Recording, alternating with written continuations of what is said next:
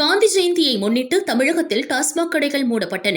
கோவை மாவட்டம் நல்லாம்பாளையம் பகுதியில் பதுக்கி வைத்து மது விற்பனை படுஜோராக நடந்தது. தள்ளுவண்டியில் ரூபாய் 250க்கு விற்ற குவார்ட்டரை வாங்க குடிமகன்கள் படையெடுத்தனர். இதுகுறித்து அப்பகுதியைச் சேர்ந்த ராஜா என்பவர் டெப்யூட்டி கமிஷனரிடம் மனு கொடுத்தார். போலீஸ் வருவதற்குள் மது விற்றவர்கள் தப்பி ஓடினர்.